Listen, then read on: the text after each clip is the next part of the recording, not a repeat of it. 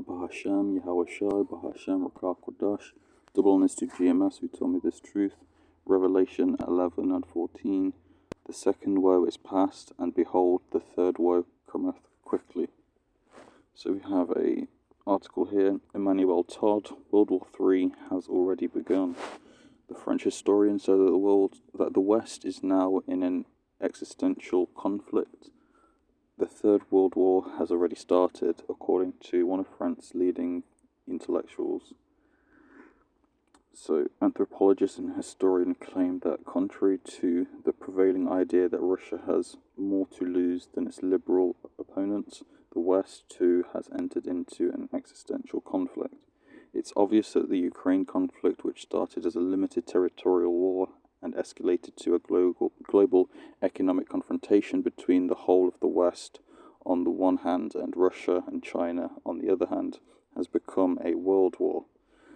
Todd told the French newspaper he acknowledged that Vladimir Putin had made a miscalculation at the beginning of the conflict, assuming that Ukraine would roll over at the first sign of aggression, but made clear that Russia has itself exceeded expectations, including those of its own people, who did not anticipate that they would be able to withstand economic pressure from NATO.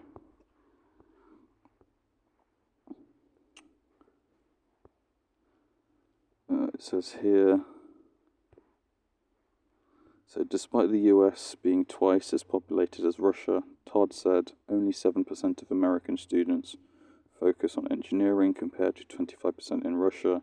The US fills the gap with foreign students, but they're mainly Indians and even more Chinese, he went on. It's a dilemma of the American economy.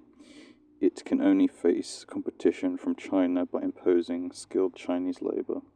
Additionally, the soft power of America and Western European libertarianism is not as appealing as we might think.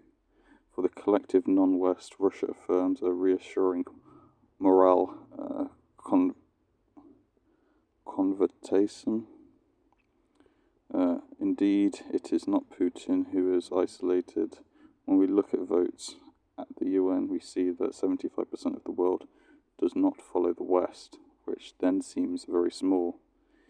In what has been termed the age of the strongman, America and its ideological bedfellows are looking increasingly fragile. Shalom.